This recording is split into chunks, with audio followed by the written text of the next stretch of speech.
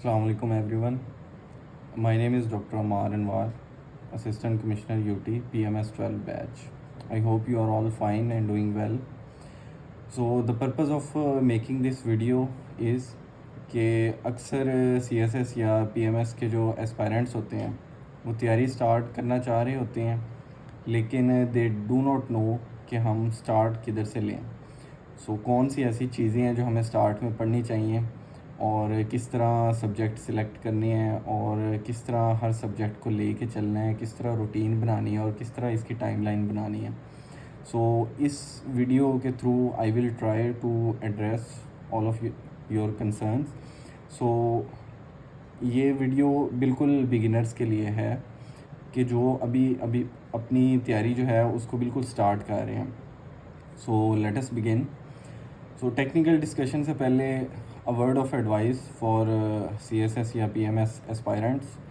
तो सबसे पहली चीज़ तो मैं ये रिकमेंड करूँगा कि आप जो है अपनी सोशल लाइफ जो है उसको थोड़ा सा लिमिट करें। सोशल लाइफ में आ जाता है आपका फेसबुक, ट्विटर और इस तरह की चीज़ें जिस पे आपका जो है टाइम वेस्ट होता है। और इसका ये भी मतलब है कि आपने अपना जो है सोशल इंटरेक्शन उसको थोड़ा सा लिमिट करें ताकि आपके जो स्टडी आवर्स हैं वो सेव अप हों। तो आपने जो है थोड़ी सी कुछ अरसे के लिए आपने एक सेक्लूडेड और आइसोलेटेड ज़िंदगी डेफिनेटली गुजारनी पड़ती है to save up hours for study. एक तो ये बात हो गई। दूसरी बात जो मैं आपको कहूँगा कि वो ये है और बड़ी इम्पोर्टेंट बात है, वो है बिलीव इन योर सेल्फ। अपने ऊपर यकीन रखें, अपनी एबिलिटीज़ के ऊपर यकीन रखें कि आप कर सकते हैं, क्योंकि जब आपको ख़ुद डाउट होगा तो फिर जो है ये चीज़ बड़ी मुश्किल हो जाएगी। द थर्ड थिंग इज़ कि surround your self with positive and encouraging people. तो आपके इर्द गिर्द अगर पॉजिटिव लोग हैं, इनकरेजिंग लोग हैं, तो उससे आपको डेफिनेटली थोड़ी इनकरेजमेंट मिलती है। You keep on studying and doing your hard work and everything. The last thing is pray, क्योंकि ये कंपटीशन का एग्ज़ाम है और इसमें डेफिनेटली कंपटीशन जो है वो काफ़ी हार्ड होता है। आपने ख़ुद भी दुआ करनी है अपने लिए और जो है बाकियों से भी कहना है कि आपके लिए दुआ करें। अभी हम टेक्निकल पोर्शन इसका स्टार्ट करते हैं कि आपने जब तैयारी स्टार्ट करनी है from where you should start.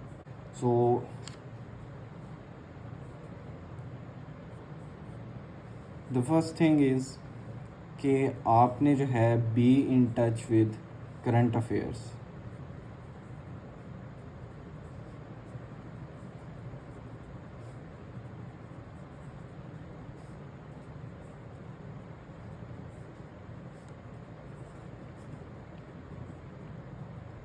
ये बहुत इम्पॉर्टेंट है क्योंकि करंट अफेयर्स जो है वो वैसे तो CSS में 100 नंबर का सब्जेक्ट भी है, लेकिन इसके अलावा जो है इसकी डोमेन बहुत ब्रॉड है।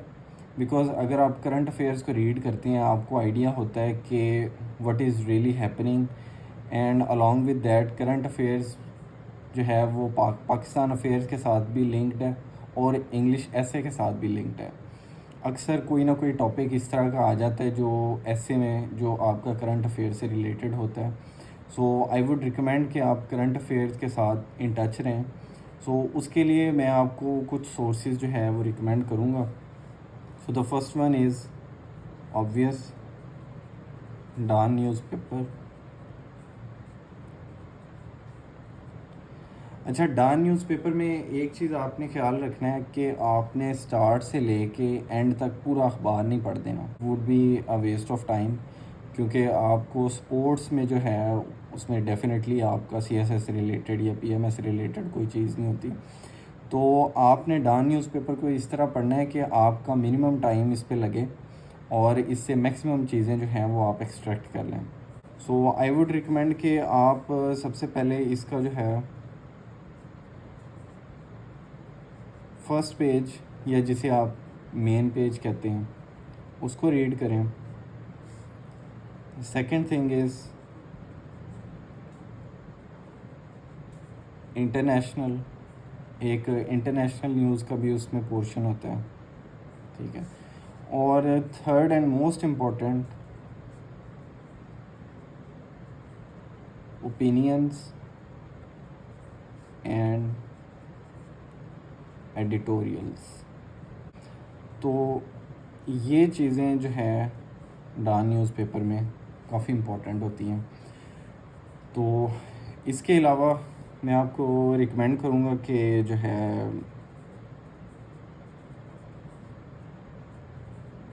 वर्ल्ड टाइम्स का जो मैगज़ीन है, क्योंकि ये तो हर एस्पिरेंट जो है वो डेफिनेटली इससे हेल्प लेता है। सो वर्ल्ड टाइम में दो चीज़ें होती हैं, एक आपके डोमेस्टिक इश्यूज़ जो करंट चल रहे होते हैं उसके ऊपर होता है, और द सेकंड इज़ इंटरनेशनल। सो आपके जो डोमेस्टिक और इंटरनेशनल इवेंट्स हो रहे होते हैं तो उन दोनों को ये कवर करता है काफ़ी हद तक। तो आपने इसलिए वर्ल्ड टाइम्स जो है इसको कंसल्ट करना है magazine.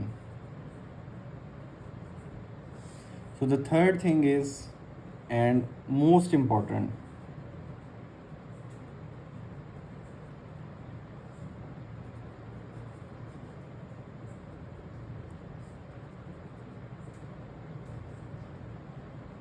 Foreign affairs magazine. So ये फ़ॉरेन अफेयर्स जो मैगज़ीन है इसके अंदर डिफरेंट आर्टिकल्स आते हैं और बड़े इसमें क्वालिटी आर्टिकल्स होते हैं। सो इसमें आपके जो इंटरनेशनल अफेयर्स जो है उसका करंट पर्सपेक्टिव जो है वो भी आ रहा होता है। और second important thing is that कि ऐसे में भी ये आपकी हेल्प करता है। मतलब फ़ॉरेन अफेयर्स मैगज़ीन में कई दफ़ा इस तरह के आर्टिकल्स आते हैं जिनके ऊपर जिनसे रिलेटेड जो है आपको इंग्लिश ऐसे में भी टॉपिक आ जाता है, ठीक है। मसलन पॉपुलिज़म हो गया, डिसइंफॉर्मेशन हो गया, डेमोक्रेसी हो गया। सो आपने जो है ये फ़ॉरेन अफेयर्स का जो मैगज़ीन है इसको लाजमी कंसल्ट करना है। सो मैं इस पे एम्फसाइज़ इसलिए कर रहा हूँ कि मोस्ट ऑफ़ द स्टूडेंट्स जो हैं वो इन दो सोर्सेज़ पे रिलाई करते हैं या कोई लोकल सोर्सेज़ पे रिलाई करते हैं। तो ये फ़ॉरेन अफेयर्स जो मैगज़ीन है इसको बहुत कम स्टूडेंट जो है वो रीड करते हैं। सो अगर आप इसको रीड करेंगे तो डेफ़िनेटली आपको जो है कंपटीशन में एक एज मिलेगा। So these are the things that I would recommend for beginners to start with. और इसके बाद जो नेक्स्ट इम्पॉर्टेंट चीज़ है वो है आपकी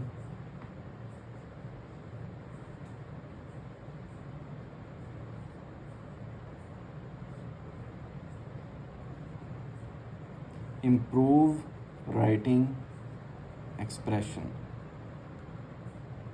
तो मैं आपको सिर्फ इसका पढ़ने का नहीं कहूँगा, आपने जो है इस चीज़ को ट्रांसफॉर्म करना है, अपनी इंग्लिश राइटिंग के एक्सप्रेशन को भी ट्रांसफॉर्म करना है। उसका क्या तरीका है कि आपने सबसे पहले जो है कोई आर्टिकल अगर पढ़ लिया आपने फ़ॉरेन अफेयर मैगज़ीन से, तो उसको आपने करना है रीफ्रेज़ इन योर ओन वर्ड्स। तो आपने कोई भी आर्टिकल अगर पढ़ा है तो ये रोज़ाना कोई एक आर्टिकल जो है वो आप रीफ्रेज़ कर लें। ये नहीं है कि आपने जितने भी आर्टिकल पढ़े उन सारों को रीफ्रेज़ करना है, सो उसमें भी काफ़ी टाइम लग जाएगा। तो आपने कोई एक अच्छा सा आर्टिकल जो आपने पढ़ा है, आपने क्या करना है कि उसको पहले रीड करना है, उसके शॉर्ट नोट्स बनाने हैं और उसके बाद आपने उसको रीफ्रेज़ करना है अपने ही लफ्ज़ों में। तो इससे क्या होगा, with the passage of time जैसे जैसे आप लिखते जाएंगे, पढ़ते जाएंगे और दोबारा अपने लफ्ज़ों में लिखते जाएंगे, तो एक टाइम आएगा कि जब जो बड़े बड़े राइटर्स हैं उनका जो राइटिंग स्टाइल है वो आपकी अपनी जो राइटिंग है उसमें रिफ़्लेक्ट होना शुरू हो जाएगा। So I would highly recommend this practice कि आपकी जो इंग्लिश राइटिंग है at the end of the day सिर्फ वो चीज़ मैटर करेगी जो आपने पेपर में लिख। तो आई वुड रिकमेंड कि आप जो है अपनी राइटिंग प्रैक्टिस जो है वो आपने लाजमी करनी है, ठीक है। सो the third thing is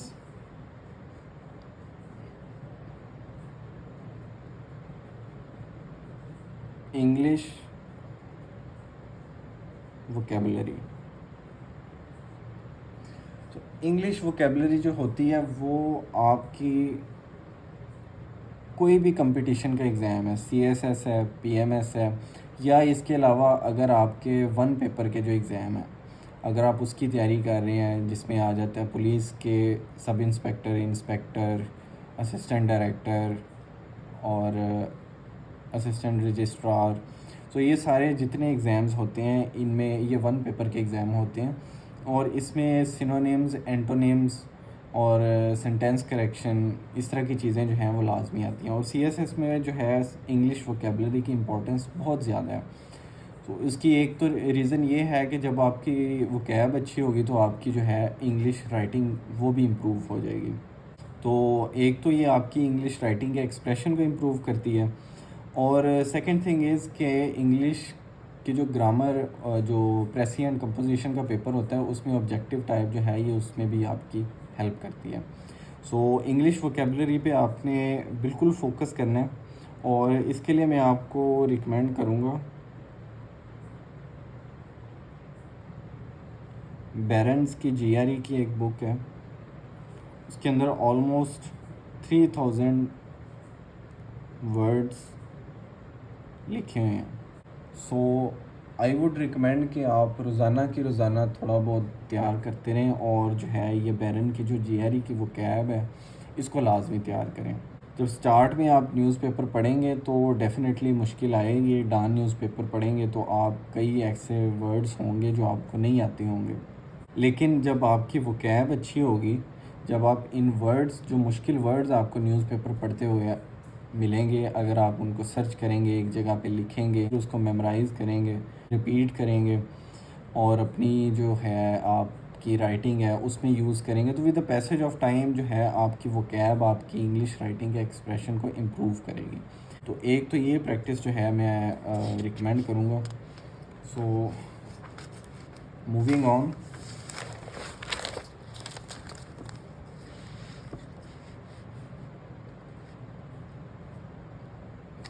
so the fourth thing is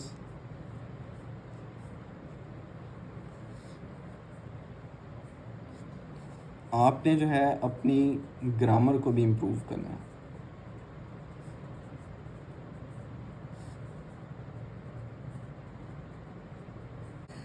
अब इंग्लिश राइटिंग जो है आपकी, उसमें काफ़ी सारे फैक्टर्स इन्वॉल्व होते हैं एक अच्छी राइटिंग के लिए, अपना एक्सप्रेशन इम्प्रूव करने के लिए। उसमें वोकैब भी एक चीज़ है, ठीक है, उसका एक हिस्सा है।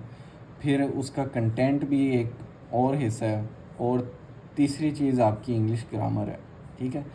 आपने अगर बहुत अच्छी रीडिंग्स की हैं, बहुत अच्छे आपके नोट्स बने हैं, आपने चीज़ें मेमोराइज़ भी की हैं, लेकिन जब आपकी ग्रामर की ग्रॉस मिस्टेक्स होंगी तो डेफ़िनेटली वो आपके पेपर में अगर रिफ़्लेक्ट होंगी तो एग्ज़ामिनर के ऊपर एक बहुत बैड इम्प्रेशन जाएगा।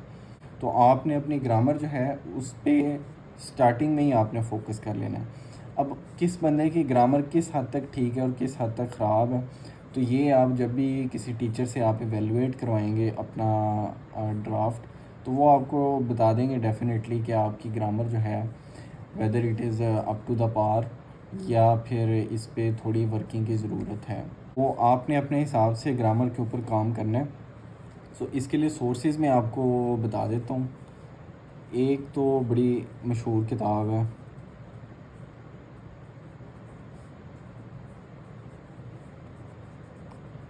रैनन मार्टिन, ठीक है। तो ये एक बड़ी अच्छी बुक है, मुझे पर्सनली भी ये बड़ी पसंद है। तो रैनन मार्टिन जो है ये इंग्लिश ग्रामर के लिए आई वुड रिकमेंड। और दूसरी चीज़ जो मैं रिकमेंड करूँगा वो है एक सीएसएस की इंग्लिश के लिए बुक है,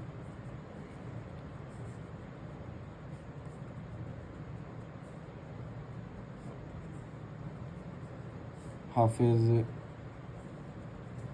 करीमदाद चुगताई साहब की। सो ये दो बुक्स मैं आपको रिकमेंड करूँगा।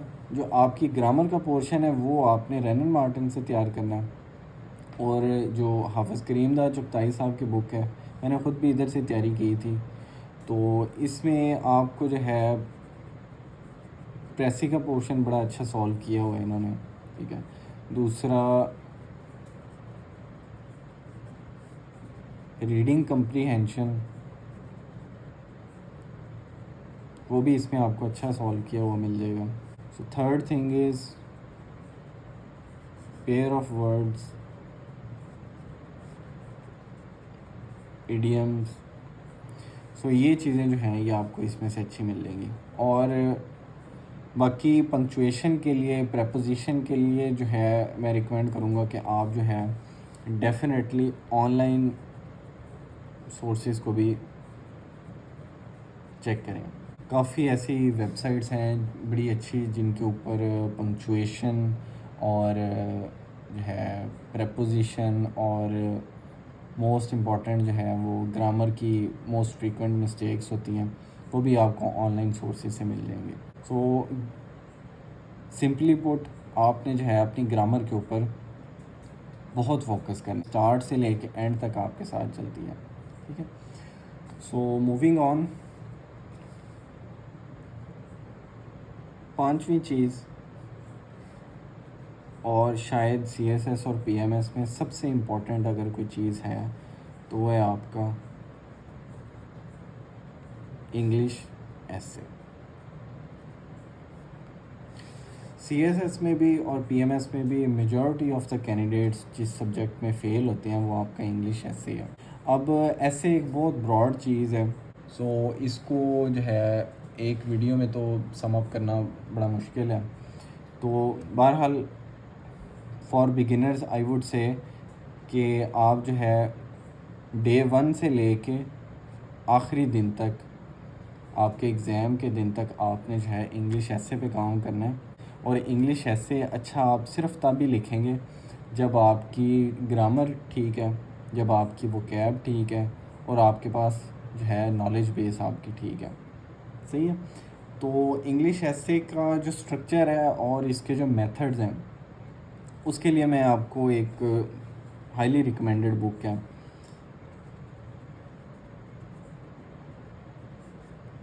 राइटिंग एकेडमिक इंग्लिश, इसका लेवल 4 अब आ गया। इसके राइटर का नाम है एलिस ओशिमा, ठीक है। सो ये राइटर का नाम है। आपने जो है ये वाली बुक परचेज़ कर लेनी है और इसको जो है आपने स्टार्ट से लेके एंड तक अगर आपको ये 2 दफ़ा भी पढ़नी पड़ती है तो आपने इसको 2 दफ़ा रीड आउट करना है। सो ये बड़ी अच्छी बुक है इंग्लिश एसे के स्ट्रक्चर के लिए। सो उसके बाद ये है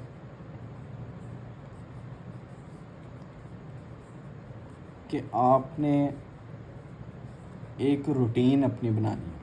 अब ये routine person to person vary करती है, कुछ जो है रात को ज़्यादा पढ़ते हैं दिन में सोते हैं, कुछ दिन में ज़्यादा पढ़ते हैं रात को सोते हैं।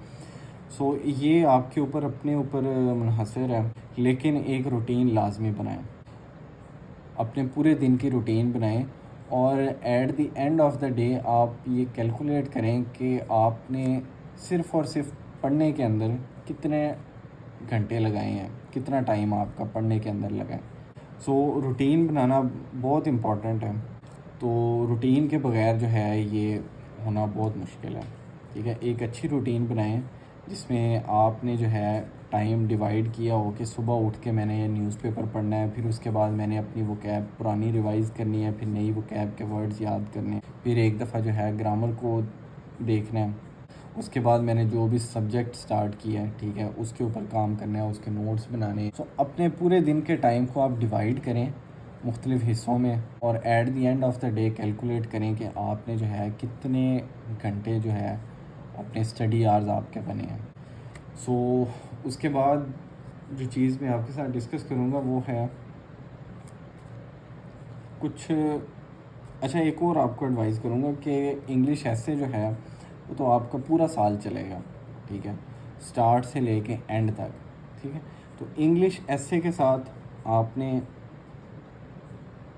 एक सब्जेक्ट जो है वो मज़ीद उठा लेना है जिसकी आपने तैयारी करनी है, जिसके नोट्स बनाने हैं। नोट्स किस तरह बनाने हैं और जो है आपने सब्जेक्ट को स्ट्रक्चर किस तरह करना है, इसके ऊपर जो है एक डिटेल्ड वीडियो बना दूंगा मैं, ठीक है।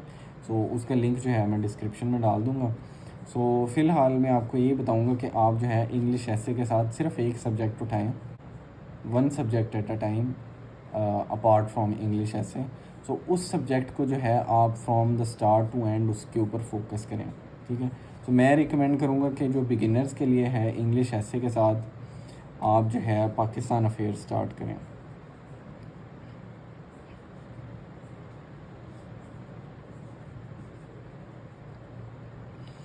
पाकिस्तान अफेयर स्टार्ट करने की रीज़न ये है कि आप जो है, जैसे कि मैंने आपको बताया कि आप डान न्यूज़पेपर भी पढ़ रहे होंगे, उसके ऊपर पाकिस्तान से रिलेटेड टॉपिक्स होंगे, न्यूज़ होंगी, करंट हैपनिंग्स जो हो रही हैं, उसके अलावा जो वर्ल्ड टाइम का मैगज़ीन पढ़ रहे होंगे। सो ये सारी चीज़ें जो हैं ये अल्टीमेटली आपके जो है पाकिस्तान अफेयर्स के सिलेबस के साथ रिलेटेड हैं। तो आप जो है वो आपको ये सारी करंट अफेयर्स की चीज़ें ये आपको पाक अफेयर्स में भी हेल्प करें। सो आई वुड रिकमेंड कि आप इंग्लिश ऐसे के साथ पाकिस्तान अफेयर्स को स्टार्ट करें, ठीक है। तो पाकिस्तान अफेयर्स के सिलेबस और उसके सोर्सेज के ऊपर एक डिटेल वीडियो बना लेंगे। सो उसके बाद a few points to remember, कुछ ज़रूरी बातें जो आपको याद रखनी चाहिए।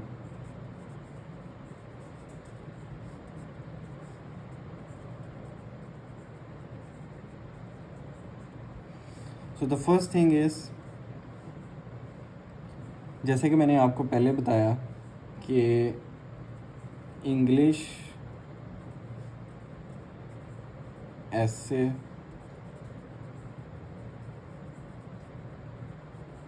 थ्रू आउट द ईयर, आपने इंग्लिश ऐसे की जो है वो पूरा साल तैयारी करनी है।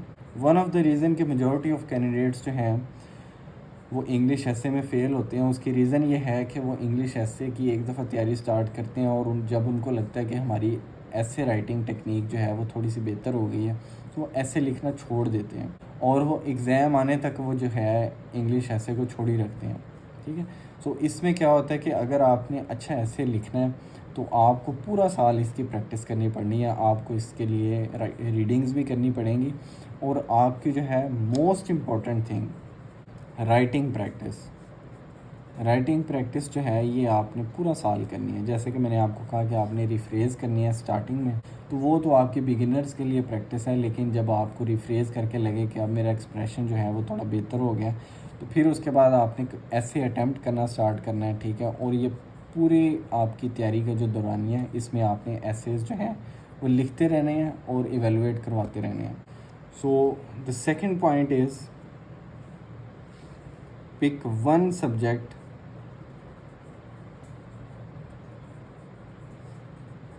Eight a time. एक टाइम पे एक सब्जेक्ट उठाएं। ऑफ कोर्स इंग्लिश ऐसे के अलावा एक ऐसे होगा और एक उसके अलावा सब्जेक्ट। तो जब आपका फोकस जो है एक सब्जेक्ट के ऊपर होगा तो आप जो है उसको ज़्यादा बेहतर तरीके से कर सकते हैं। मेरी अपनी पर्सनल प्रैक्टिस भी रही है कि मैं जो है इंग्लिश ऐसे के अलावा सिर्फ एक सब्जेक्ट उठाता था। सो अक्सर स्टूडेंट होते हैं वो 3-3 4-4 सब्जेक्ट्स उठाते हैं। सो उसका नुकसान ये होता है कि आपकी जो अटेंशन जो है वो डिवाइड हो जाती है और आप जो है सिलेबस को थॉरली कवर नहीं करते। सो एक सब्जेक्ट आपने उठाना है, फिर उसको वेल रिसर्च करना है, अच्छी तरह रिसर्च करके उसके आपने नोट्स बनाने हैं और उसको रिवाइज़ करना है। और लास्ट थिंग इज़, ये मेरी अपनी प्रैक्टिस है, इससे आप एग्री भी कर सकते हैं, आप डिसएग्री भी कर सकते हैं। तो करंट अफेयर्स जो है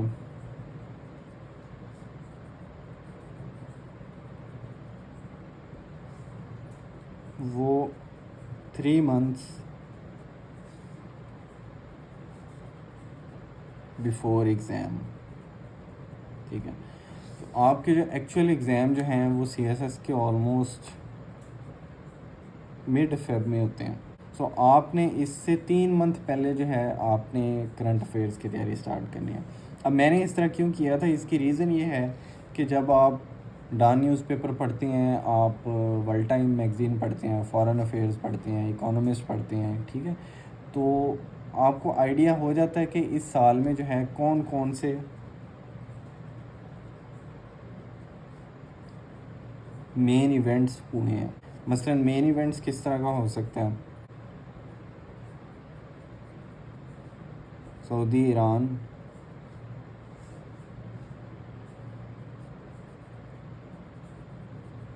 डिप्लोमेटिक टाइज़, ये अभी रिसेंटली जो है वो रिस्टोर हुई हैं, ठीक है। सो ये एक इम्पॉर्टेंट टॉपिक है, आपकी नज़रों से गुज़रा हुआ है।